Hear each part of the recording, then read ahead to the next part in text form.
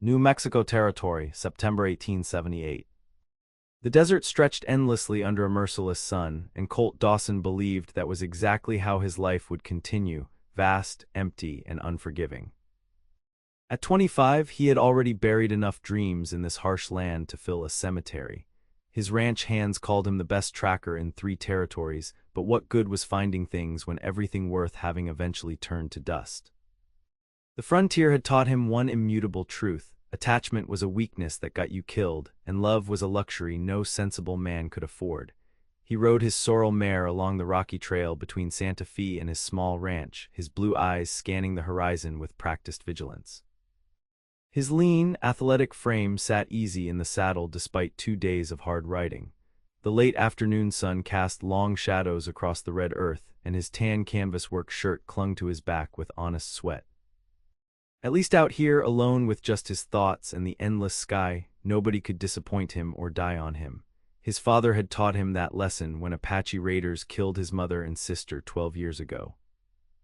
His father had taught him the second lesson when he drank himself to death 3 years later, leaving 16-year-old Colt truly alone. Better to stay that way. Better to work his modest 100 acres, raise his cattle, and keep every other human being at arm's length. The only thing you could trust out west was that everyone eventually left, one way or another. The sound reached him before the sight, a horse's frantic whinny followed by cracking wood. Colt urged his mare forward and crested a small rise to find disaster scattered across the trail below. A small wagon lay on its side, one wheel completely shattered, supplies spilled across the dirt. A draft horse stood nearby, eyes rolling white with fear, still partially hitched to the wreckage. And kneeling beside the wagon, trying to lift a heavy trunk, was a young woman. Even from a distance, Colt could see she was Apache. Her buckskin dress, though torn at the shoulder, was distinctly tribal, decorated with small blue beads that caught the light. Her long black hair fell past her shoulders in a thick braid, and as he approached, he could make out delicate features set in an expression of fierce determination. She couldn't have been more than 20 years old, but she attacked that trunk like a seasoned mule skinner, her slender arms straining against its weight. She looked up at the sound of his horse, and Colt found himself staring into the darkest eyes he had ever seen, brown so deep they were nearly black, framed by long lashes and filled with a wild mixture of fear and defiance. She released the trunk and stood slowly, her right hand moving toward something at her belt. A knife, he realized. Of course she had a knife. "Easy there," Colt said, raising both hands as he dismounted. He kept his voice calm and spoke slowly in the broken Apache dialect he had learned as a boy. "I mean no harm." The young woman responded in English, her accent musical but clear. "Then ride on. I need no help from white men." Her words carried such venom that Colt actually flinched, but he had already seen the problem. Her left ankle was swelling badly, probably twisted when the wagon overturned. Blood seeped through a tear in her dress at her shoulder. The sun would set in a few hours, and this stretch of territory crawled with worse dangers than broken wagons after dark. "That ankle says different," Colt replied, pointing at her foot. "And you are about 15 miles from anywhere in any direction. I have water, medical supplies, and no intention of hurting you, but I cannot just ride away and leave you here." "Cannot or will not," she lifted her chin. "I have survived worse than a broken wagon, Cowboy. Your conscience can remain clear." "Maybe so, but mine would not be if I left a woman injured on this trail." Colt took a cautious step forward. "I am Colt Dawson. I have a ranch about 8 miles west of here. I can take you to Santa Fe or to the Apache settlement near Cannon Diablo or anywhere else you need to go. But not until we fix that ankle and get you out of this heat." Something flickered across her face, surprise, perhaps, that he had offered her options rather than assumptions. She studied him for a long moment, those dark eyes taking in his dusty clothes, his youthful face with its day-old stubble, his worn but serviceable gun belt. Colt made sure to keep his hands visible and his expression neutral, though something about her scrutiny made his pulse quicken in a way that had nothing to do with fear. "Why," she asked finally, "why would you help Apache? Your kind has been trying to remove us from these lands for decades." The question was fair, and it deserved honesty. "Because 12 years ago, Apache raiders killed my mother and little sister while my father and I were in town buying supplies. I hated your people for a long time after that." But then I met an old Apache man named Gray Wolf who traded with the ranchers. He told me the warriors who attacked my family were renegades, outcasts who had rejected their own tribe's wisdom. He said my mother and sister died because broken men on both sides could not find peace. Colt met her gaze steadily. I figure I can either keep the hate going or I can try to be better than the worst of us. Today, I would like to try being better. The young woman's expression softened almost imperceptibly. She glanced at her swollen ankle, then at the darkening sky, then back at Colt. Finally, she nodded once, sharp and decisive. My name is Ayita Crow, she said. It means first to dance in my mother's tongue, though I have not danced much lately. She gestured at the overturned wagon with something like embarrassment. I was traveling to Santa Fe to trade my father's beadwork. He is too ill to make the journey, so I came alone. The wheel hit a rock and everything went wrong very quickly. Colt moved to the draft horse first, speaking softly as he carefully freed the animal from the damaged rigging. The horse calmed under his steady hands and he tied it securely to a nearby juniper. Then he returned to Ayita, who had lowered herself back to the ground, her injured ankle extended. "May I?" he asked, kneeling beside her. She hesitated, then nodded. Colt gently examined the ankle through her worn leather moccasin, his touch as light as he could manage. It was badly swollen, but probably not broken.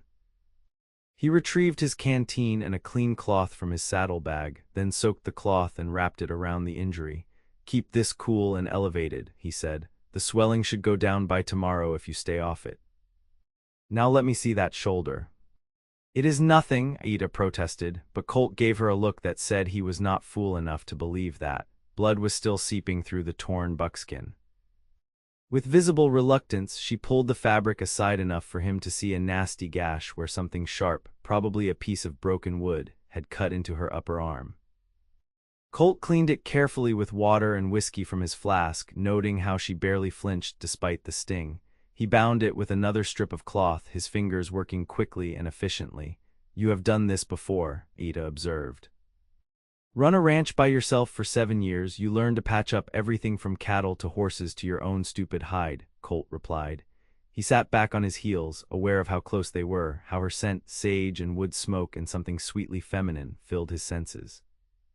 "Now here is what I am thinking. It is too late and you are too hurt to make it anywhere tonight. My ranch is closest. You can rest there, heal up, and in a day or two I will take you wherever you need to go. I have a spare room.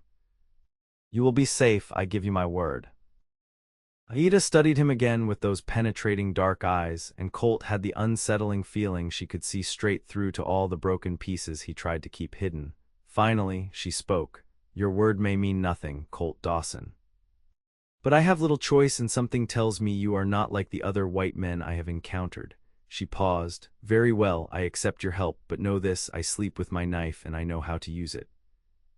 "Would not expect anything less," Colt said, unable to suppress a slight smile. He stood and offered his hand. "Can you ride if I help you up?" She took his hand, her palm calloused but smaller than his, her grip surprisingly strong, and let him pull her to her feet. She swayed slightly and Colt steadied her with a hand at her waist, feeling the warmth of her skin through the buckskin. For a moment they stood close enough that he could count the individual beads on her dress, and something passed between them, electric and unspoken. Then Ayita pulled back, her expression carefully neutral. "I can ride." They spent the next half hour salvaging what they could from the wagon. The trunk that Ayita had been trying to move contained beautiful beadwork, intricately decorated leather pouches, belts, and moccasins that represented months of skilled labor. Colt loaded everything carefully onto his mare and the draft horse, then helped Ayita mount. She sat in front of him on the sorrel, her back straight despite the pain she had to be feeling, her black braid falling across his arm. As they rode toward his ranch, the sun sinking toward the horizon in a blaze of orange and purple, Colt became acutely aware of every place their bodies touched, her back against his chest, her hip pressed to his thigh. He told himself it meant nothing, that helping her was simply the decent thing to do. But some part of him, some deeply buried part that he had locked away after too much loss, whispered that maybe, just maybe, his carefully constructed solitude was about to be challenged. And that terrified him more than any outlaw or Apache raid ever could. The ranch appeared as the last light drained from the sky, a modest adobe house with a covered porch, a barn, a corral with about 20 head of cattle, and a small bunkhouse that currently sat empty. Colt had let his only hired hand go 2 months ago after deciding he preferred working alone. Now, as he helped Ayita dismount, he felt a strange flutter of self-consciousness about his solitary life. "It is not much," he said, steadying her as she found her balance on her good foot, "but it is sturdy and safe." Ayita looked around, her expression unreadable in the gathering darkness. "You run all this alone?" "Mostly. I hire extra hands during cattle drives, but day to day, it is just me." He guided her toward the house, letting her lean on his arm. "I like it that way. Nobody to answer to, nobody to disappoint." "Sounds lonely," she said quietly, and something in her tone suggested she understood loneliness all too well. Colt did not answer because what could he say? That yes, it was lonely, but lonely was safe. That every person you cared about was just another future heartbreak waiting to happen. Instead, he opened the door and helped her inside. The main room was sparse but clean, a stone fireplace, a hand-built table with 2 chairs, a worn but comfortable-looking armchair, shelves lined with books and supplies. Through an open doorway, she could see a simple kitchen. Another door led to what was presumably his bedroom. "The spare room is there," Colt said, pointing to a third door. "It was meant to be an office, but I put a cot in there last year when Grey Wolf stayed for a few days before he passed on. The bed is narrow but clean." He lit a lamp and warm light flooded the room. In the glow, Ayita looked younger, more vulnerable, though her expression remained guarded. Colt helped her to the armchair, then busied himself building a fire to ward off the desert night's chill. "Are you hungry?" he asked once flames crackled in the hearth. "I have stew from yesterday. It is not fancy, but it is filling." "Yes," Ayita admitted. "I have eaten nothing since morning." While Colt heated the stew, Ayita studied the room with obvious curiosity. Her gaze lingered on the bookshelf. "You read." "My mother was a teacher back east before she married my father," Colt called from the kitchen. "She insisted I learn my letters even out here. I am grateful for it now. Books make the long winters shorter." When he returned with 2 bowls of stew and thick slices of bread, he found Ayita holding a slim volume of poetry. She looked up, almost guilty, and he shook his head.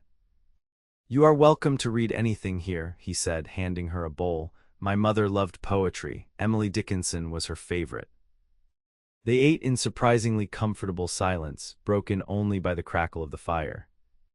Colt found himself sneaking glances at Ayita, at the way the firelight played across her dark hair, the elegant line of her profile, the graceful way she moved despite her injuries. She was beautiful, there was no denying it, but it was more than that. There was a fierce intelligence in her eyes, a strength in the set of her shoulders that spoke of someone who had survived through determination and will. "Tell me about your father," Colt said finally. "You mentioned he is ill." Ayita set down her bowl, her expression growing somber. "He caught a fever last winter that never fully left. He grows weaker each week. The beadwork is all we have. My mother died 3 years ago, and my younger brother was killed by soldiers at 19 during a raid he did not even participate in. It is just my father and me now. The Apache settlement at Cannon Diablo took us in, but we have little. The trade money would help us survive winter, perhaps buy medicine." The parallels to his own losses were not lost on Colt. "I am sorry about your mother and brother. Loss is a hard teacher." "Yes," Ayita agreed, meeting his eyes. "It teaches us that everything we love can be taken away. That trust is dangerous, that we are safer if we need no one." Her words struck him like a physical blow because they were his words, his exact belief, spoken from lips that understood. For a moment neither spoke, and in that silence Colt felt something crack in the walls he had built so carefully around his heart. "I will sleep now," Ayita said abruptly, standing with obvious effort. "Thank you for the food and shelter, Colt Dawson. Whatever your reasons, you have shown me unexpected kindness." Colt helped her to the spare room, brought her an extra blanket, and showed her where he kept water and bandages if she needed them during the night. At the doorway, she turned to face him, and they stood close again, that same electric awareness thrumming between them. "Sleep well, Ayita Crow," Colt said softly. "You are safe here, I promise." She searched his face for a long moment, then nodded. I believe you. I do not know why, but I believe you. After she closed the door, Colt stood in the hallway longer than necessary, his heart beating strangely fast. Then he retreated to his own room, stripped off his dusty clothes, and lay in bed staring at the ceiling. He told himself he was just being decent, helping someone in need, that in a day or two she would be gone and his life would return to its comfortable, solitary rhythm. But as sleep finally claimed him, his last thought was of dark eyes and a fierce spirit, and how empty his house would feel when she left. The next morning, Colt woke to the smell of coffee and something else, fried bread if he was not mistaken. He dressed quickly and emerged to find Ayita at his stove, moving carefully on her injured ankle but moving nonetheless. She had changed into a different dress, this one a lighter buckskin decorated with small white shells, and had rebraided her hair. In the morning light streaming through the window, she looked like something from a painting, beautiful and untamed and utterly out of place in his rough kitchen. "You should be resting," Colt said, though he could not help smiling. Ayita glanced over her shoulder, and if he was not mistaken, her eyes warmed slightly at the sight of him. "I am not good at resting, and you fed me last night. It is only fair that I make breakfast." "Your version of fair is going to make that ankle worse," Colt pointed out, but he poured himself coffee and sat at the table, watching her work.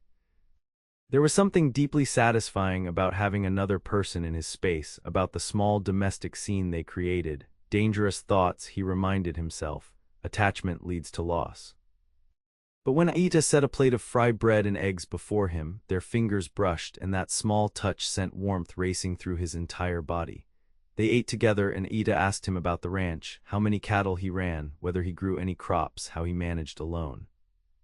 Colt found himself talking more than he had in months, describing his daily routine, his plans to expand the herd, the challenges of finding reliable water sources in this dry land. Ayita listened with genuine interest, asking intelligent questions that revealed her own understanding of survival on the frontier. "You would make a good rancher yourself," Colt said. "You think like someone who understands the land." "Apache women are taught many things," Ayita replied. "We must know how to build shelter, find food, track game, prepare medicines. When the men are raiding or hunting, we run the camp. My mother taught me everything she knew before she died." A shadow crossed her face. "Though she never thought I would need to use those skills to survive alone. She expected I would marry, have children, stay with the tribe." "Why did you not?" The question was perhaps too personal, but Colt found he desperately wanted to know.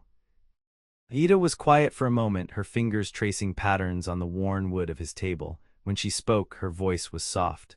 "The man my parents chose for me was a good warrior, brave, respected, but he was also cruel. He beat his first wife until she lost their child and nearly her life. The elders did nothing because he brought them meat and victories. I refused him. My father supported me, but it made us outcasts. When he became ill, we left for Canon Diablo, where no one knew our shame." Anger flared hot in Colt's chest. "That is not shame, that is courage. You saved yourself from a life of suffering." "Perhaps," Ayita said, meeting his eyes. "But courage does not feed you or keep you warm. And now I am 21 and unmarried, caring for a dying father with no future except whatever I can scrape together with my own hands. Some would say I chose wrong." "Some people are fools," Colt said firmly. "You chose dignity and freedom. That is never wrong." Something shifted in Ayita's expression, gratitude perhaps, or recognition. For a moment Colt saw past her guarded exterior to the lonely, frightened young woman beneath, and his chest tightened with an unfamiliar ache. The sound of approaching horses shattered the moment. Colt was on his feet instantly, his hand moving to the gun belt he had hung by the door. Through the window, he saw 3 riders approaching, rough-looking men with the hard eyes of drifters or worse. "Stay inside," Colt said quietly to Ayita, strapping on his gun belt, "and keep your knife close." He stepped onto the porch as the riders reined up in front of his house. The leader was a thick-set man with a scar running from his left eye to his jaw, his clothes dusty from hard travel. His companions looked no better. One was missing several teeth, and the other had the flat, dead gaze of a man who had killed before and would again. "Help you gentlemen?" Colt asked, his voice level, his hand resting casually near his holster. "Heard there was an Indian girl traveling alone with trade goods," Scarface said, his smile showing brown teeth. Wagon broke down somewhere around here. You seen anything like that? Colt's blood went cold, but he kept his expression neutral. Cannot say I have. What business is it of yours? We got business with her, the toothless one said, leering. Personal business. Heard she is a pretty little thing, unmarried. Figure she might want some company, if you know what I mean. The implication was clear and vile. Colt's jaw tightened. Like I said, I have not seen anyone. You boys should move along. Scarface leaned forward in his saddle. Now, why do I get the feeling you are lying, friend? That mare there, he pointed to Ayita's draft horse in the corral, that is not a ranch horse, and those look like trade goods on your porch. Colt glanced back and cursed silently. In the morning rush, he had forgotten that some of Ayita's salvaged items were still sitting by the door. The three men saw his reaction and their grins widened. She is inside, is she not? Scarface swung down from his horse, his hand moving to his gun. Why do not you just hand her over nice and peaceful? We do not want any trouble with you, cowboy. Our business is with the Indian. I do not think so, Colt said quietly, and the coldness in his voice made all three men pause. The woman is under my protection. You want her, you go through me. For a moment the world seemed to hold its breath, then Scarface laughed, though it held no humor. You really want to die for some Apache girl? 1 against 3. The odds have been worse, Colt lied, his heart pounding. In truth, he had never been much of a gunfighter, preferring negotiation to violence, but he was a decent shot, and more importantly, he was not about to let these men touch Ayita. Behind him, he heard the door open. Stop! Ayita's voice rang out clear and strong. I will go with them. Do not die for me, Colt Dawson. Like hell you will, Colt said without turning. Get back inside, Ayita. Listen to the lady, Scarface said, his gun now drawn. His companions followed suit. She is being sensible more than you are. Colt's mind raced, 3 guns against 1. Even if he took down 1 or 2, the third would kill him. But if he let Ayita go with these men, they would do worse than kill her. There had to be a third option, something he was missing. Then he saw it, movement at the edge of the tree line beyond the corral. More riders, at least 4 of them, approaching fast. For one terrible second, Colt thought it was more trouble, but then he recognized the lead rider, Sheriff Marcus Daly from Santa Fe, a man who had bought cattle from Colt several times and who ran an honest operation in a generally lawless territory. Looks like we have got company, Colt said, nodding toward the approaching riders. Sheriff Daly and his deputies. Now, you boys can either ride out now, or you can explain to the sheriff why you are threatening a woman on my property. Scarface spun, saw the approaching lawman, and cursed viciously. This is not over, he spat at Colt. We will remember this. The 3 men mounted up and rode hard in the opposite direction, disappearing into the scrub before the sheriff could get close enough for a clear identification. Colt waited on the porch, his hand still near his gun, as Daly and his men rode up. Colt, the sheriff said, tipping his hat. He was a lean man in his 40s with steel-gray hair and sharp eyes that missed nothing. Thought I saw some riders taking off fast. Everything all right here? Just some drifters looking for water, Colt said evenly. Moved on when they realized I had nothing for them. Daly's gaze shifted past Colt to where Ayita stood in the doorway. His eyes narrowed slightly and Colt tensed, unsure what the sheriff would make of an Apache woman staying at his ranch. Ma'am, Daly said, surprising Colt by removing his hat respectfully. I am Sheriff Daly. We found a broken wagon on the trail yesterday evening, tracked the horses here. Are you injured? Ayita straightened, meeting the sheriff's gaze with quiet dignity. I am Ayita Crow, my wagon broke and Mr. Dawson helped me. He has been nothing but honorable. Daly studied them both for a long moment, then nodded. I am sure he has. Colt is one of the good ones, even if he does insist on ranching out here all alone. He replaced his hat. Miss Crow, where were you headed? Santa Fe to trade my father's beadwork, Ayita replied. Well, if Colt can spare you, why do not you ride in with us? We are headed back now, and I can make sure you get to the trading post safely. Might be better than staying out here after those drifters spotted you. Daly glanced at Colt. Unless you were planning something else. Colt felt his chest tighten. This was exactly what should happen. Ayita would go with the sheriff, complete her business, and continue with her life.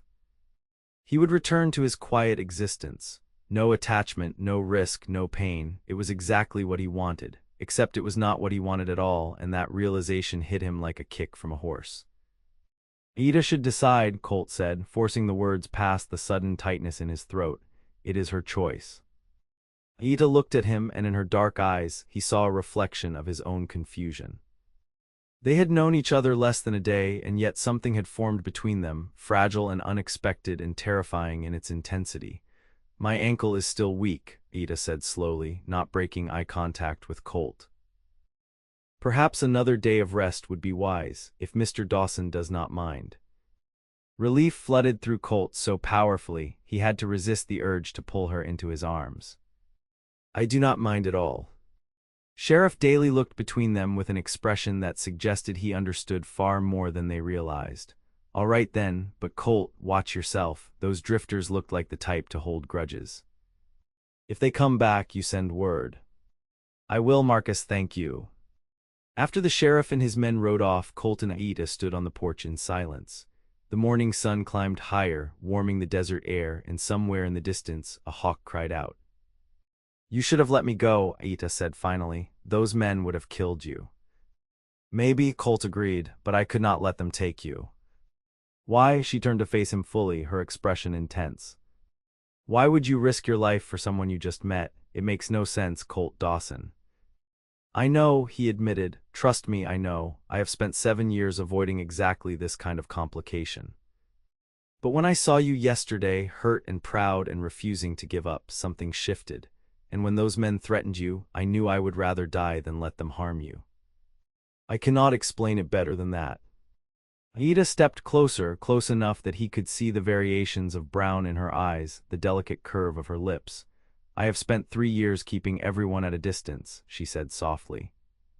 After my mother died, after I refused that marriage and became an outcast, I decided it was easier to be alone.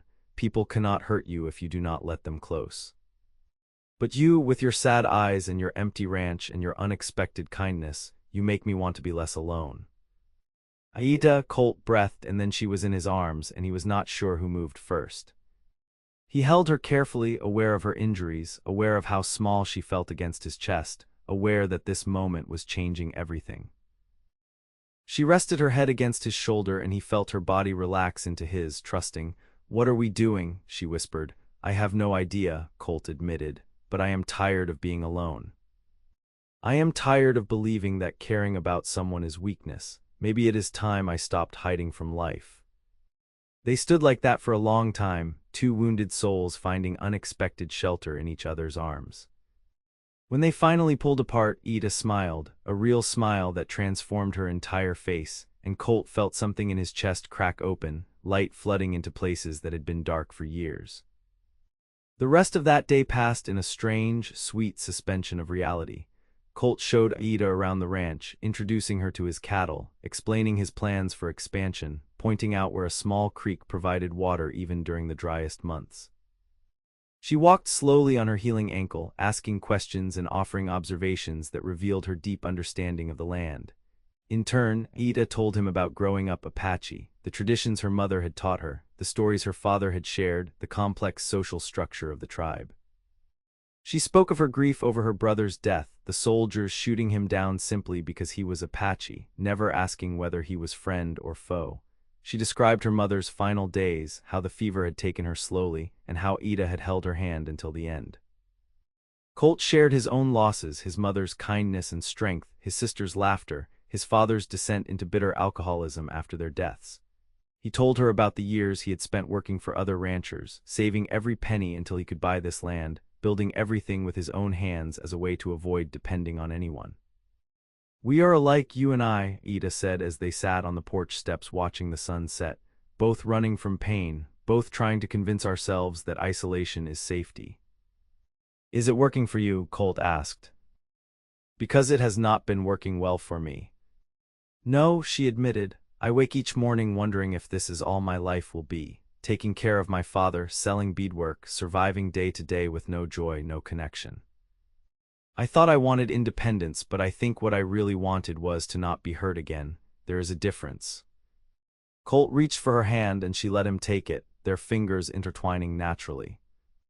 My mother used to say that avoiding pain meant avoiding life. that the risk of loss was the price we paid for love, and it was worth it. Was she right? Ayita asked. I am starting to think so, Colt said, looking at their joined hands. Sitting here with you talking like this, it is the first time in years I have felt like I was living instead of just surviving. If that is the alternative to my safe, lonely existence, then yes, the risk is worth it. Ayita leaned her head on his shoulder, and they watched the sky turn from orange to purple to deep blue, the first stars beginning to appear. Colt wanted to freeze this moment, keep it safe forever, but he also knew that real life was waiting just beyond this temporary sanctuary they had created. Those men will come back, Ayita said quietly, as if reading his thoughts. And there will be others. People do not accept an Apache woman and a white rancher together. Your neighbors will talk. Some will be worse than talk. I know, Colt said. But I am not sure I care anymore. Let them talk. You say that now, Ayita replied, pulling back to look at him. But what about when it costs you business, when other ranchers refuse to work with you? When someone decides to burn down your barn to teach you a lesson about keeping with your own kind? The harsh reality of her words cut through the evening's peace. She was right, of course. The frontier was brutal enough without adding the complications of a forbidden relationship. Mixed couples faced ostracism at best and violence at worst. And yet, looking at Ayita's beautiful face in the starlight, feeling her hand warm in his, Colt found he could not walk away. Then we deal with it, he said firmly. Together. I am not saying it will be easy, Ayita. But I am saying it might be worth it. Do you not think it might be worth it? She studied him for a long moment, her dark eyes searching. Then slowly she nodded. Yes, I think it might be, but I need to get to Santa Fe. I need to trade these goods and bring money back to my father. He is depending on me. So we will go to Santa Fe, Colt said. Together, we will sell your beadwork and then we will figure out what comes next. One step at a time. One step at a time, Ayita echoed, and this time when she smiled, it reached her eyes. That night they stayed up late talking by the fire. Colt taught Ayita a card game his mother had loved, and she taught him Apache hand signals for silent communication. They laughed actual genuine laughter and shared more stories, peeling back layers of protection to reveal the vulnerable people underneath. When Ayita finally retired to her room, she paused at the doorway. Thank you, Colt, for rescuing me from that broken wagon. But more than that, thank you for seeing me as a person instead of just an Apache, or just a woman, or just a problem to solve. Thank you for letting me, Colt replied. Sleep well, Ayita Crow. Sleep well, Colt Dawson. But Colt did not sleep well. He lay in bed replaying every moment of the day, analyzing every word they had exchanged, questioning whether he was making the biggest mistake of his life or the best decision. By the time dawn light crept through his window, he had reached no firm conclusion except that whether it was mistake or miracle, he was committed to seeing it through. Over the next 2 days, Ayita's ankle healed enough for travel, and they prepared for the journey to Santa Fe. Colt loaded up a buckboard with her trade goods and supplies for the trip. They would spend one night camping along the trail and reach the city by the second evening. The morning they left, Colt took one last look at his ranch, the small house he had built with his own hands, the barn he had raised alone, the corral that represented years of solitary work. It should have felt like abandonment, leaving it even temporarily. Instead, it felt like the first step toward something larger than himself. Ayita sat beside him on the buckboard seat, wearing her beaded dress and a light shawl against the morning chill. She had woven small white flowers into her braid, and in the soft light she looked impossibly beautiful and utterly at ease. When she caught him staring, she raised an eyebrow. Something on your mind, rancher? Just thinking how lucky I am that your wagon broke down on my section of trail, Colt said honestly. Luck, Ayita mused, or perhaps fate. My father says that the spirits sometimes guide us where we need to go, even if the path is painful at first. Wise man your father, Colt said, snapping the reins to get the horses moving. I look forward to meeting him. Ayita's expression brightened. You want to meet him? Of course, if we are going to figure out this thing between us, I should probably ask his blessing at some point. This thing between us, Ayita repeated, her lips quirking into a smile. Is that what we are calling it? Unless you have a better term. She pretended to consider. How about unexpected disaster that will probably get us both killed but feels too good to stop? Colt laughed, the sound surprising him with its genuine joy. That is a bit long, let's stick with this thing.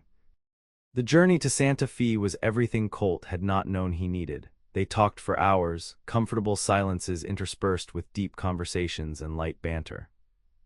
When they stopped for lunch at a small creek, Ayita showed him how to find edible roots and herbs, and he taught her to skip stones across the water. Simple things, domestic things, but they felt profound in their shared intimacy. That evening, they made camp under a canopy of stars so thick it looked like someone had spilled diamonds across black velvet. Colt built a fire while Ayita prepared a simple meal of beans and cornbread. After eating, they sat close together, watching the flames dance. "Tell me about your dreams," Ayita said suddenly. "Not your plans for the ranch, but your real dreams, the ones you had before life taught you to stop dreaming."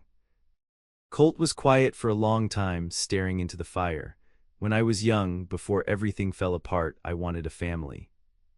A wife, children, a house full of noise and love and life. My parents had that before the raid. Our house was always full of laughter. I wanted to create that again." He glanced at Ayita. "But after I lost them, it seemed too dangerous to want that. Every person you love is a potential wound." "Yes," Ayita agreed softly, "but also a potential joy. My mother used to say that refusing to love because you fear loss is like refusing to live because you fear death. It is the coward's path, and neither of us are cowards." "What are your dreams?" Colt asked. Ayita pulled her knees to her chest, wrapping her arms around them. "I dream of belonging somewhere, not just surviving but belonging, having a home where I am wanted, where I can build something lasting. Children who will never know what it is like to be outcasts, a partner who sees me as equal, not property." She looked at him, her eyes reflecting the firelight. "I dream of choosing my own path instead of having it chosen for me by circumstance or tradition." "Those are good dreams," Colt said. He reached out and tucked a loose strand of hair behind her ear, his fingers lingering on her cheek. "Maybe we could dream them together." Ayita leaned into his touch, her eyes closing briefly. "Maybe we could." When she opened her eyes again, they were very close, and Colt could feel the warmth of her breath. Slowly, giving her every chance to pull away, he leaned in and kissed her. It was soft and tentative, a question more than a demand, and when Ayita kissed him back, her lips warm and willing, Colt felt like he was falling and flying simultaneously. They broke apart after a moment, both breathing slightly harder. Ayita's hand came up to rest against his chest, right over his racing heart. "This is real, is it not?" she whispered. "I am not imagining this." "It is real," Colt confirmed. "Terrifying and unexpected and probably complicated as hell, but real." "Good," Ayita said and kissed him again. They stayed up late, talking and kissing and simply being together under the vast western sky. When they finally banked the fire and retreated to their separate bedrolls on opposite sides of the dying flames, Colt felt more alive than he had in years. Also more frightened because now he had something to lose again, someone to lose, and the frontier had already taught him how easily loss could come. But as he drifted off to sleep, watching Ayita's silhouette in the dim firelight, he decided his mother had been right. The risk was worth it, she was worth it. They reached Santa Fe late the following afternoon, the sprawling frontier city rising from the desert like an adobe mirage. The streets bustled with activity, miners, ranchers, merchants, soldiers, and people from a dozen different tribes and nations all mingling in the controlled chaos of commerce and survival. Colt drove the buckboard to the trading post run by a man named Samuel Green, an honest trader who paid fair prices and treated everyone with respect regardless of their heritage. The store was busy, but Green himself came out when he saw Ayita's beadwork. "Miss Crow," he exclaimed, his weathered face breaking into a genuine smile, "I was worried when I heard about your wagon. Your father's work is some of the finest I have seen. People ask for it specifically." They spent the next hour negotiating prices while Colt browsed the store, keeping one eye on Ayita and one on the other customers. He noted with approval how Green treated her as an equal, never condescending or trying to cheat her. By the time they were done, Ayita had a leather pouch heavy with coins, enough to buy medicine for her father and supplies for several months. "Thank you, Mr. Green," Ayita said, tucking the pouch safely into her dress. "This will help greatly." Your father is lucky to have such a devoted daughter, Green replied. Then his eyes shifted to Colt, a speculative look crossing his face. You traveling together? Yes, Colt said firmly, stepping closer to Ayita. I am escorting Miss Crow back to Canon Diablo. I see. Green's expression was carefully neutral, but his eyes held understanding.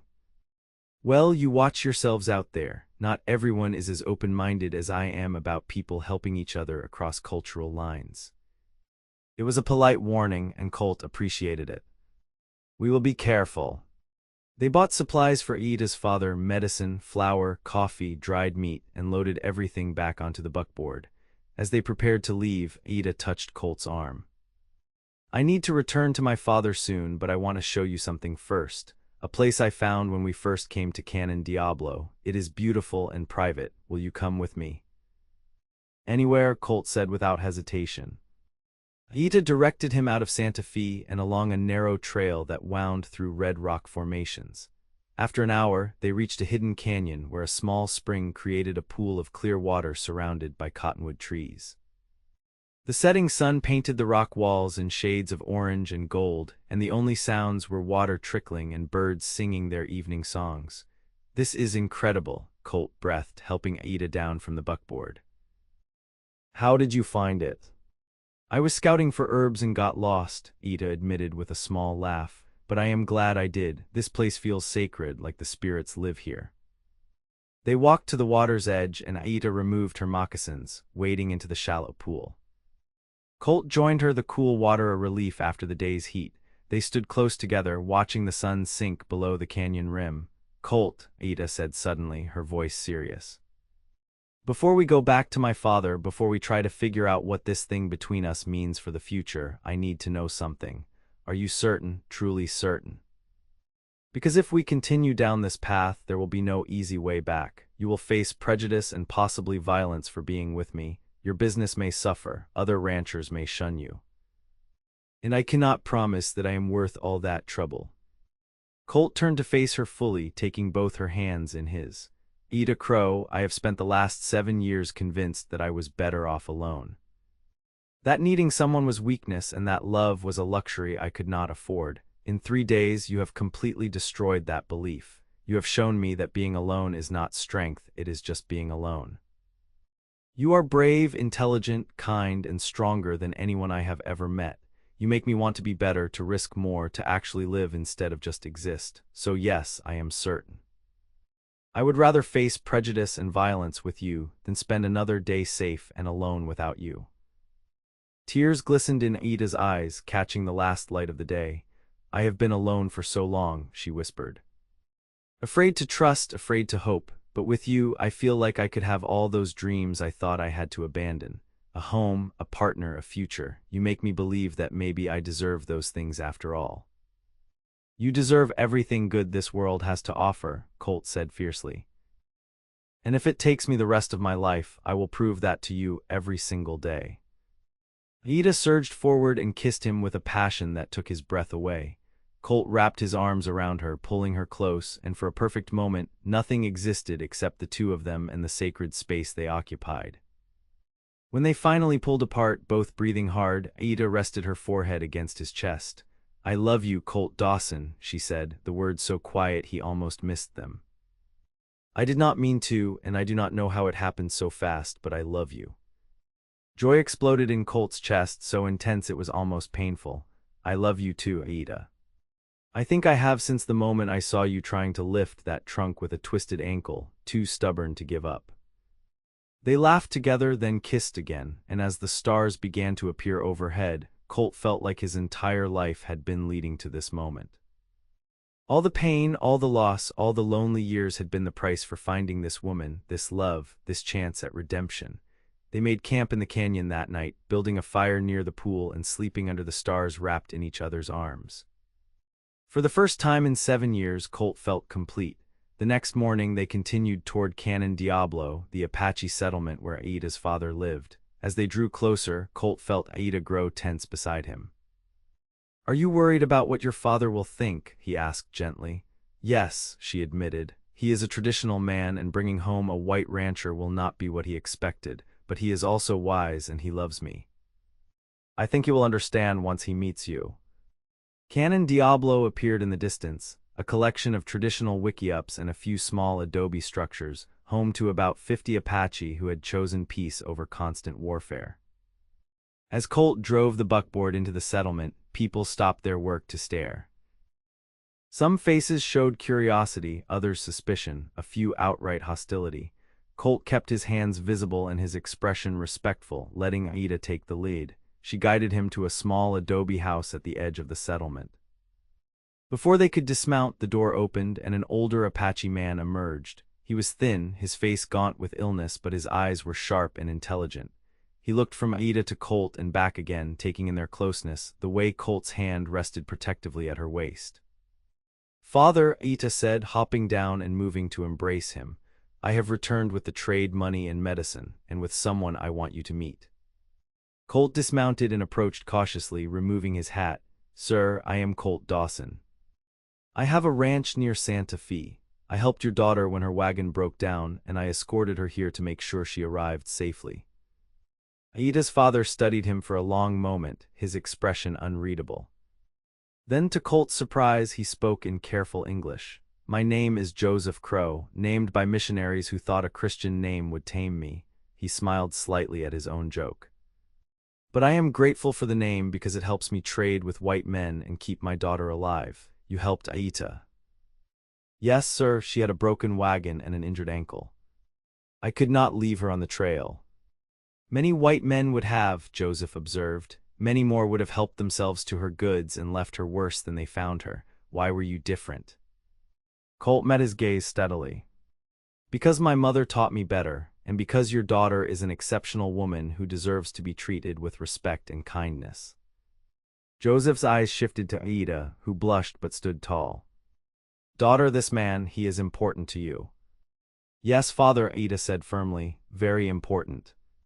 "I see," Joseph coughed, the sound rattling in his chest, and Ayita immediately moved to support him. When the coughing subsided, he waved them both inside. "Come, we will talk." The interior of the small house was neat and simple. A few pieces of furniture, a cooking area, sleeping pallets, and shelves holding Joseph's beadworking supplies. Ayita helped her father to a chair, then began preparing tea while Colt stood awkwardly, unsure of his role. "Sit, Colt Dawson," Joseph said, gesturing to another chair.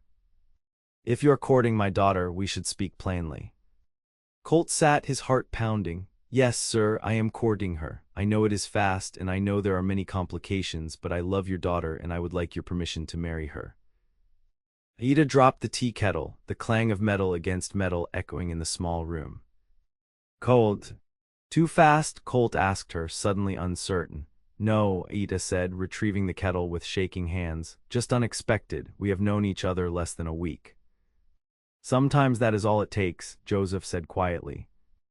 "I knew I would marry Ayita's mother the first time I saw her at a gathering. 3 days later, I asked her father for her hand. We had 30 years together before the fever took her."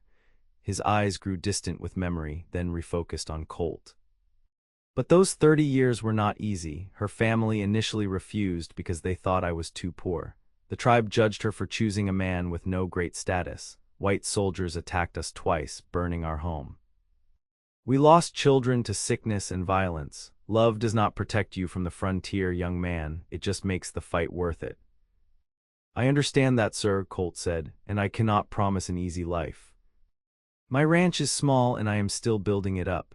Ayita and I will face prejudice from both whites and Apache for our mixed marriage, but I can promise that I will work every day to give her the best life possible. I will protect her, provide for her, and love her with everything I have. And I will treat her as an equal partner, not property."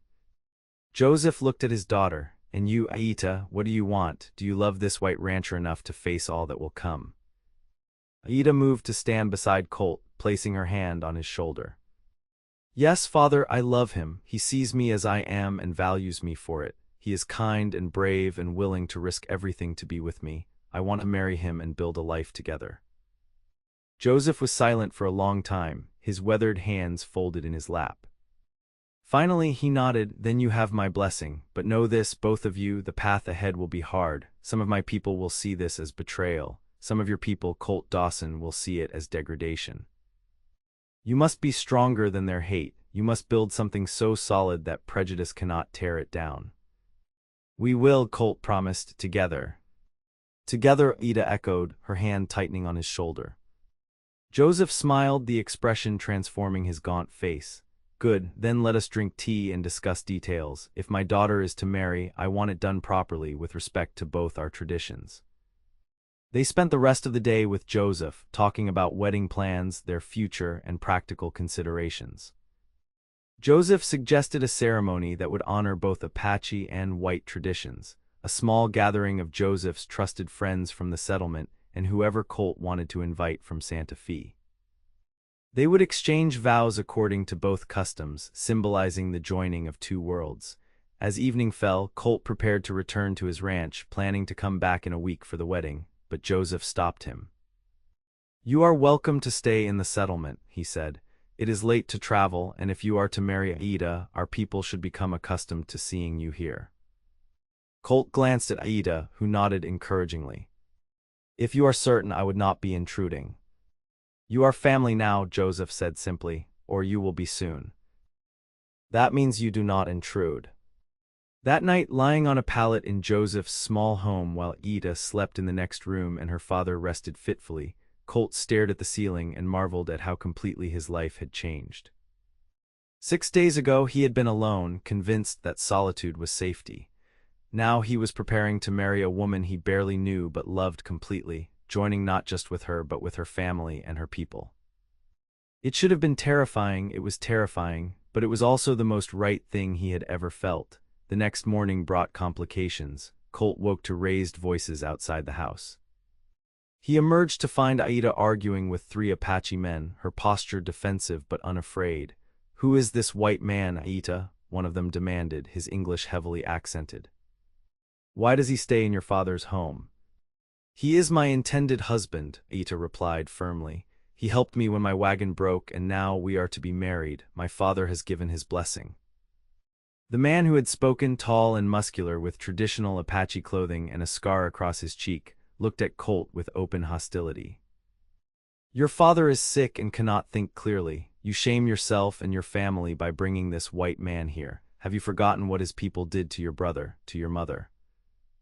"I have forgotten nothing, Thomas Crow," Ayita shot back. "But I will not condemn all white people for the actions of some, just as I would not want all Apache judged by the actions of renegades. Colt is a good man who treats me with respect and love. That is all that matters." Thomas, who Colt realized must be some kind of cousin based on the shared last name, spat on the ground near Colt's feet. "He will bring trouble to our settlement. Already people whisper that we harbor a white man. The soldiers may come, questioning why we allow him here. Then the soldiers would be looking for an excuse they would find regardless," Colt said calmly, though his muscles tensed for possible conflict. "I mean no disrespect to your people, Thomas Crow.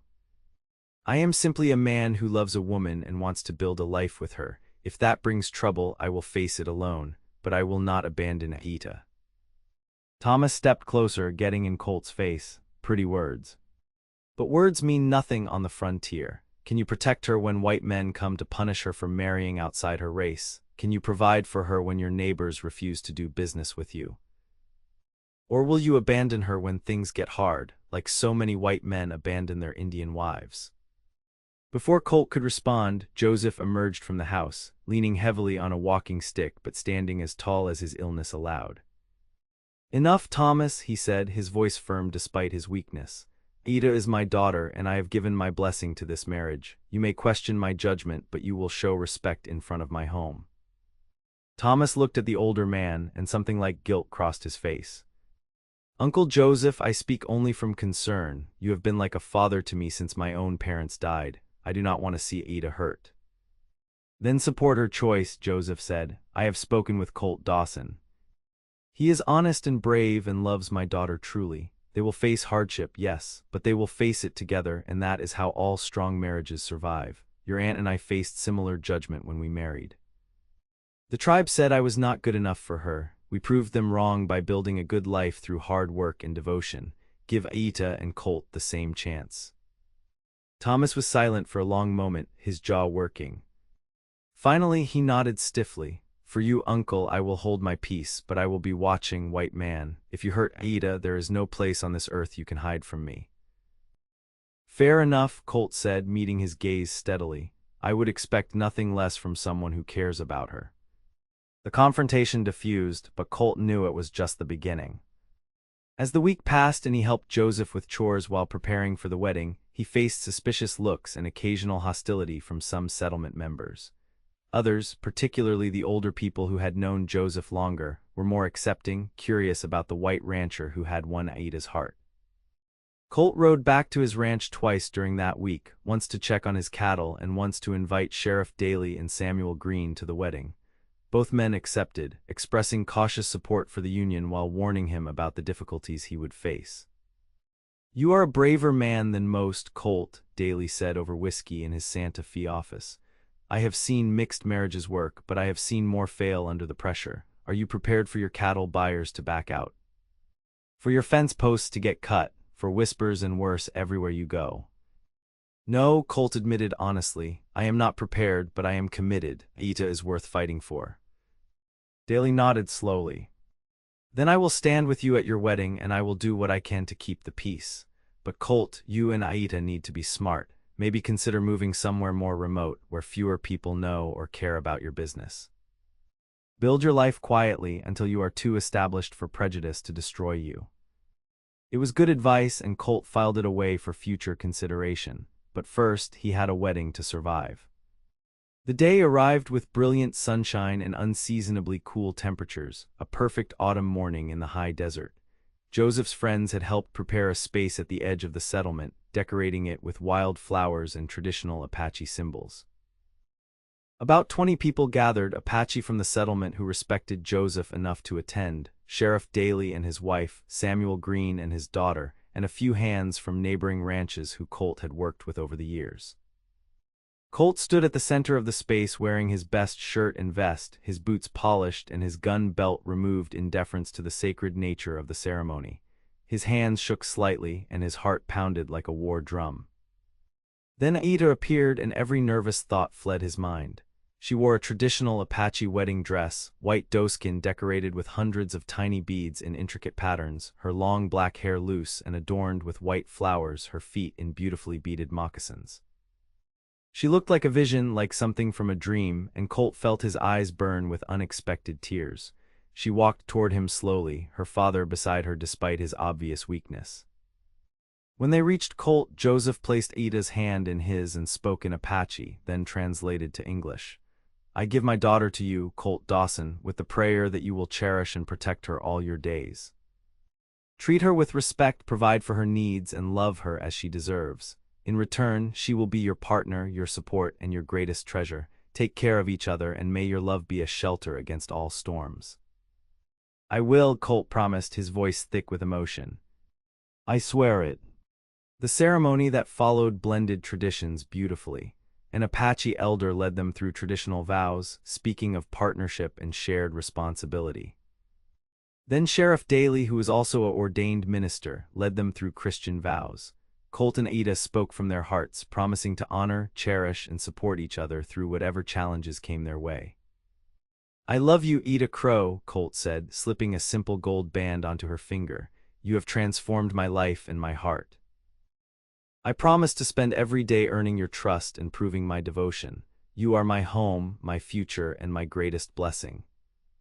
I love you, Colt Dawson, Ayita replied, her voice steady and clear. You saw me when I was lost and reminded me that I was worthy of love and joy. I promise to be your partner in all things, to face every challenge at your side, and to build a life with you that honors both our peoples. You are my courage, my hope, and my heart. When Daly pronounced them married and told Colt he could kiss his bride, the gathering erupted in cheers and applause. Colt pulled Ayita into his arms and kissed her deeply, sealing their commitment before all these witnesses. When they broke apart, both were crying and laughing simultaneously, overwhelmed by the magnitude of what they had just promised each other. The celebration that followed was joyful despite the undercurrent of tension from those who still disapproved. Food and drink flowed freely, and as evening fell, someone produced a fiddle. traditional Apache music mixed with frontier folk songs, creating a unique blend that symbolized the marriage itself, two different worlds coming together to create something new. Colt danced with his bride, spinning her carefully despite her still healing ankle, marveling at the reality that this incredible woman was now his wife. Later, he danced with Sheriff Daly's wife and with Samuel Green's daughter, making conversation and building bridges with the people who had supported them. As full darkness fell and the celebration wound down, Joseph pulled Colt aside. The older man looked exhausted but happy. "Thank you," Joseph said quietly, "for loving my daughter, for giving her a chance at happiness. I can die in peace now, knowing she will not be alone." "You are not dying any time soon," Colt said firmly, though he could see the toll the illness had taken. "You are going to live long enough to see grandchildren and to teach them all your skills." Joseph smiled sadly. "Perhaps, but if I do not, know that I am grateful to you. Take care of her, Colt Dawson. She is stronger than she knows, but she has been hurt deeply. Be patient with her fears, celebrate her strengths, and never let her doubt her worth." "I will," Colt promised, embracing the older man carefully. "You have my word." That night, Colt and Ayita returned to his ranch, traveling through the darkness under a brilliant moon. They had said emotional goodbyes to Joseph, who insisted they begin their married life in their own home and promised to visit regularly. As they approached the ranch house, Ayita was quiet beside him, her hand resting on his thigh. Colt glanced at her, trying to read her expression in the moonlight. "What are you thinking?" he asked gently. "That I am terrified," Ayita admitted, "and excited and grateful. And worried that I will wake up and discover this was all a dream." Colt pulled the buckboard to a stop in front of the house and turned to face her fully. "It is real, my love. You are my wife now. This is our home. And whatever challenges come, we face them together." Ayita kissed him softly. "Together," she agreed. "I like the sound of that." Colt carried her over the threshold, a white tradition she found amusing but endearing, and set her gently on her feet in the main room. The house felt different now, warmer somehow, filled with possibility instead of loneliness. "It is a good home," Ayita said, looking around with new eyes. "I can make it even better. Curtains for the windows, perhaps some rugs for the floor. And the garden space out back, I could grow vegetables and herbs." "Our home," Colt corrected gently. "And yes to all of that. I want you to make this place yours as much as mine." They spent their first night as husband and wife in Colt's bedroom, now their bedroom, learning each other with tender patience and passionate discovery. In the darkness, wrapped in each other's arms, they whispered promises and dreams, building the foundation of their new life together. The next morning, reality intruded harshly. Colt woke to the sound of riders approaching fast. He pulled on his pants and grabbed his gun belt, moving to the window. 6 men on horseback, all armed, led by a hard-faced rancher named Marcus Thorne who owned property adjacent to Colt's land. "Stay inside," Colt told Ayita, who had already pulled on her dress, her knife in hand, "and keep that knife close." He stepped onto the porch as Thorne and his men reined up. Thorne was a thick man in his 50s with mean eyes and a reputation for sharp business practices that sometimes crossed into unethical. "Heard you did something stupid, Dawson," Thorne called out. "Married yourself a squaw." Rage flashed through Colt, but he kept his voice level. "I married a beautiful, intelligent woman who I love. What business is that of yours, Thorne?" "It becomes my business when it affects the whole territory," Thorne replied. "You think other ranchers are going to do business with someone who beds down with Indians. You think buyers are going to purchase cattle from a man who has no standards. You have made yourself a pariah, boy."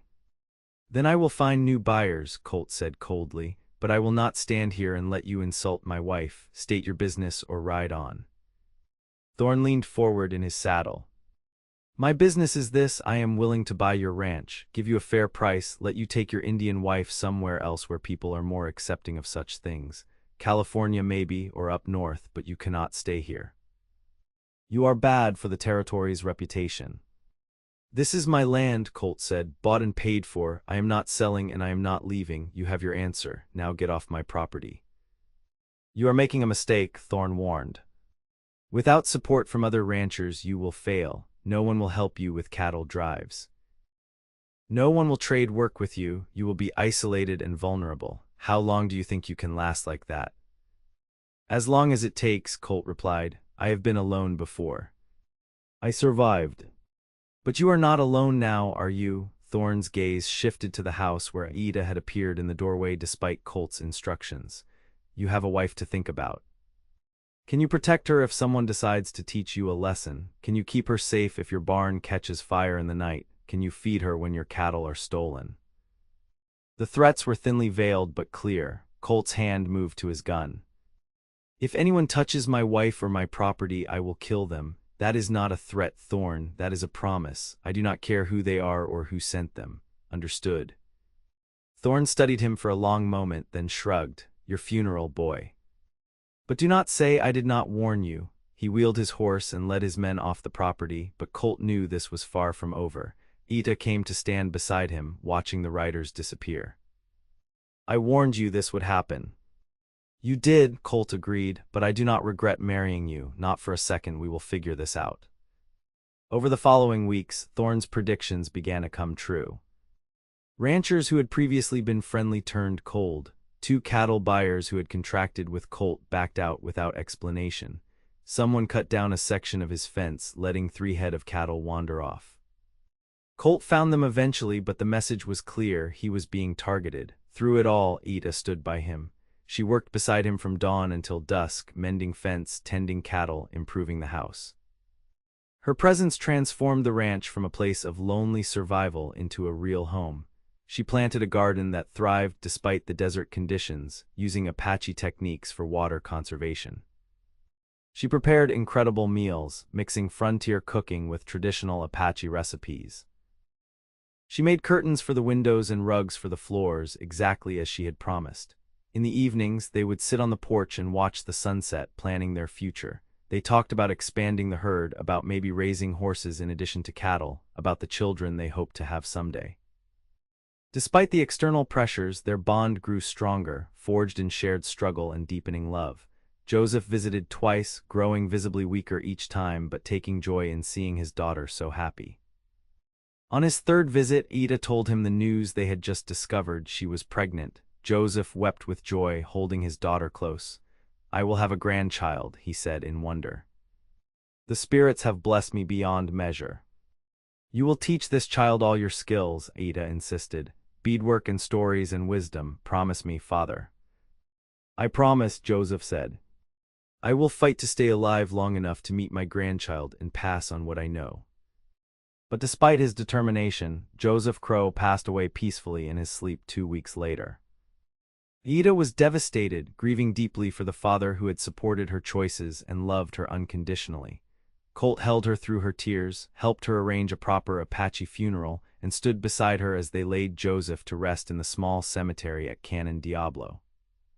He was a good man, Sheriff Daly said at the service, which was attended by most of the settlement and several people from Santa Fe.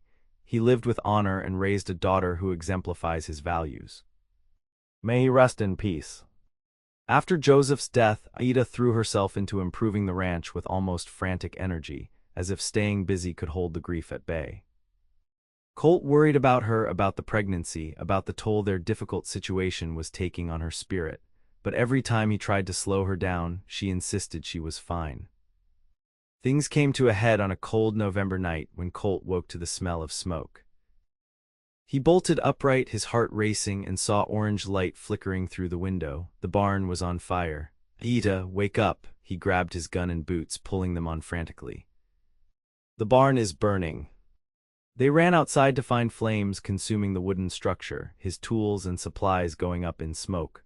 Worse, his 2 horses were trapped inside, screaming in panic. Without thinking, Colt ran toward the burning barn. Colt, no! Ayita screamed, trying to grab him, but he was already moving. He burst through the door, smoke instantly burning his lungs. The heat was incredible, flames eating at the support beams. He found his sorrel mare and the draft horse in their stalls, eyes rolling with terror. He threw open the stall doors and slapped their hindquarters, driving them toward the exit. They bolted past him into the night air. Colt turned to follow, but a burning beam crashed down in front of him, blocking his path. He tried to jump it, but his boot caught and he went down hard, his head cracking against something solid.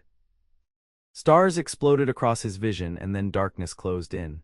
He woke to someone dragging him, coughing and choking on smoke. Through blurred vision, he saw Ayita, her face streaked with soot and tears, pulling him with strength he did not know she possessed. She got him clear of the barn just as part of the roof collapsed inward, sending sparks shooting into the night sky. "You foolish man," Ayita sobbed, cradling his head in her lap. "You could have died." "The horses," Colt rasped, his throat raw, "had to save the horses." "And who saves you?" Ayita demanded, tears streaming down her face. "What good are horses if I lose you? How do I survive this frontier alone with a child coming? Did you think about any of that before you ran into a burning building?" The terror in her voice cut through his smoke-addled brain. "I am sorry," he croaked. "You are right. I should have thought." They sat there in the dirt, watching the barn burn to ash, holding each other and crying. When the fire finally died down, leaving only smoking ruins, Colt assessed the damage. He had lost all his stored hay, most of his tools, a significant amount of supplies. The financial hit was devastating, and there was no doubt in his mind that this had been deliberately set. "We cannot stay here," Ayita said dully as dawn broke over the smoking wreckage. "They will escalate until they kill one of us or drive us away. Let us take Thorne's offer, sell the ranch, and go somewhere safer." "No," Colt said firmly. "That is exactly what they want. If we run, we let them win. This is our home, Ayita. We will rebuild." "With what money, what tools, and how do we protect ourselves from the next attack?" Ayita's voice rose with frustration and fear.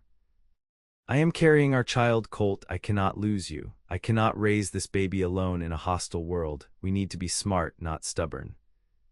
Colt pulled her close, resting his chin on top of her head. "You are right.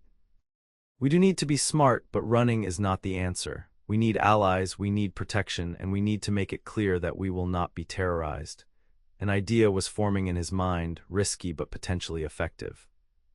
"I am going to talk to Sheriff Daly, and to Samuel Green, and to some of the Apache from Cannon Diablo. If we can build a community of people who support us, who will stand with us publicly, we become too difficult to target without consequences."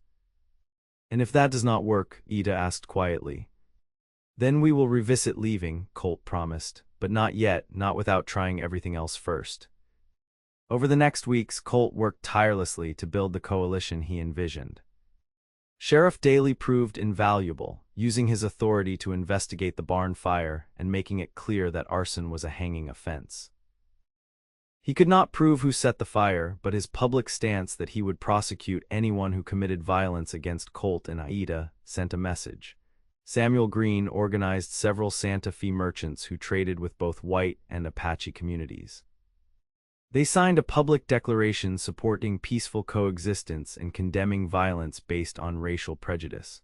While it was just words, it established that Colt and Ayita had allies among respectable businessmen. Thomas Crow, who had initially opposed the marriage, surprised everyone by bringing a dozen Apache men to help Colt rebuild his barn. They worked for 3 days straight, constructing a new structure even sturdier than the original. When Colt tried to pay them, Thomas refused. "Uncle Joseph saved my life when I was a boy," Thomas said. "He took me in when my parents died and raised me as his own. I did not always agree with his choices, but I respected him. He believed in you, Colt Dawson. That is enough for me. You are family now, and family helps family." The gesture moved Colt deeply and seemed to shift something in the broader community. Seeing Apache and whites working together peacefully made some people reconsider their prejudices. It did not change everyone's minds. Thorne and his allies remained hostile, but it created enough support that Colt and Ayita were no longer completely isolated. Winter arrived in full force and Ayita's pregnancy progressed. As her belly grew round with their child, Colt felt his love for her deepen into something beyond words. Watching her move through their home, humming Apache lullabies, preparing for the baby's arrival, he was struck daily by his incredible fortune.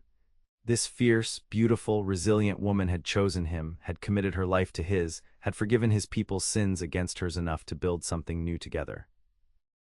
One evening in late December, as they sat by the fire with Ayita's swollen feet in Colt's lap while he rubbed them gently, she spoke the words that had been between them for months.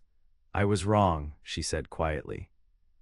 "About isolation being safety, about keeping everyone at a distance. You taught me that vulnerability is not weakness, that loving someone fully, despite the risk, is the bravest thing we can do. I am not afraid anymore, Colt. Not of losing you, not of the future, not of raising our child in this complicated world, because whatever comes, we face it together. I was wrong too, Colt replied, setting her feet aside and pulling her into his arms. I thought needing someone meant you were weak, that attachment was dangerous. But you showed me that real strength comes from connection, from having someone to fight for and someone fighting beside you. I am a better man because you challenged everything I believed about survival and safety and love. We saved each other, Ayita said, resting her head over his heart, two broken people who found wholeness together. And now we create new life, Colt added, placing his hand gently on her belly where their child grew. A symbol of hope and possibility, proof that love can bridge any divide if we are brave enough to try. Their daughter was born on a brilliant March morning, arriving with a lusty cry that filled the small ranch house with joy. Ayita endured the labor with the same fierce strength she brought to everything, and when Colt first held his daughter, tiny and perfect with a shock of dark hair and eyes that would eventually settle into the same deep brown as her mother's, he wept openly. What should we name her? Ayita asked, exhausted but glowing. Grace, Colt said immediately, because she is grace made manifest, proof that something beautiful can come from struggle. Evidence that love conquers hate. Grace Dawson. Ayita tested the name, smiling. I like it. But she should also have an Apache name, for the other half of who she is. They chose Nijoni, which meant beautiful, and Grace Nijoni Dawson became the first symbol of their blended family. Thomas brought gifts from Canon Diablo, a traditional Apache cradle board and tiny beaded moccasins. Sheriff Daly and his wife brought baby clothes and a handmade quilt. Samuel Green sent a silver rattle engraved with Grace's name. Even some of the ranchers who had shunned Colt seemed to soften at the news of the baby. A few sent small gifts with carefully neutral notes, as if the arrival of new life reminded them of their own humanity. Thorne remained hostile, but his influence seemed to be waning as more people chose peace over prejudice.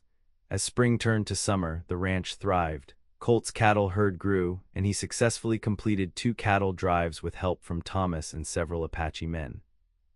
The money allowed him to expand operations and build an additional room onto the house for Grace.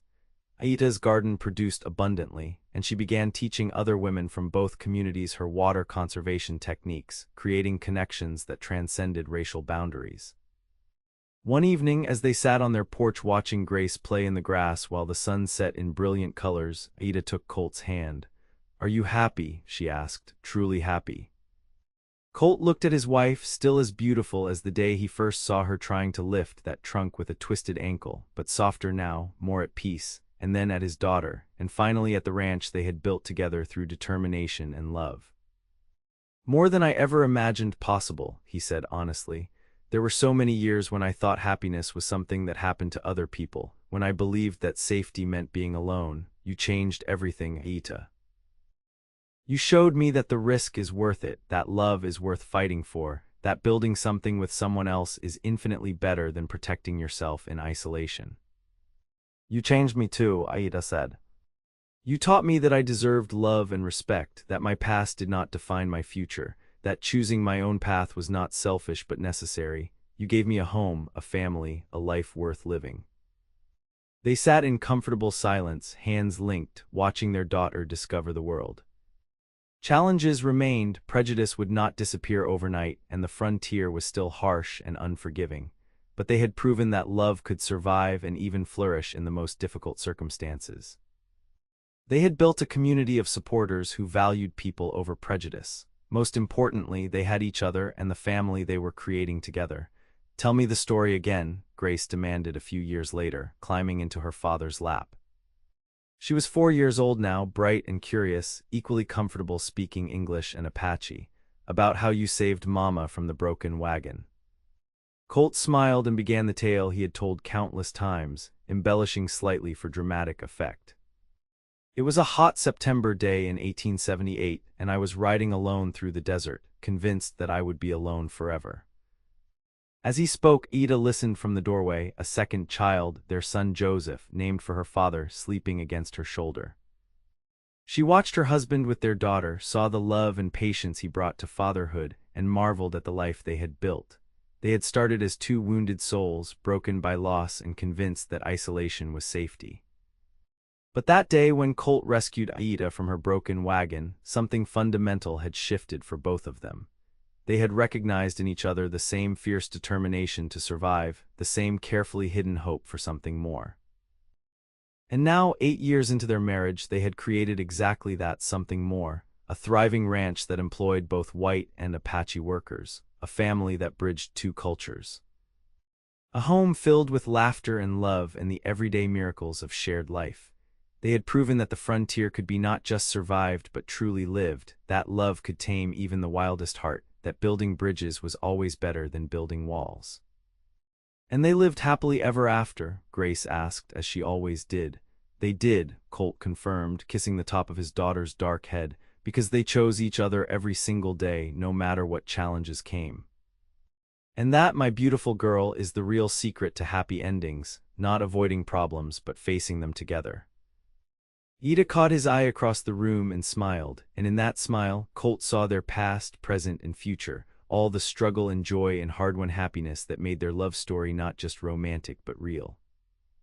The sun set over the New Mexico territory, painting the sky in shades of gold and crimson, and the Dawson family gathered together in their home, secure in the life they had built and the love that sustained them through everything the frontier could throw at them. It was not the safe, isolated existence Colt had once thought he wanted. It was infinitely better, messy and complicated, and absolutely worth every moment. And in the end, that was the only happy ending that truly mattered.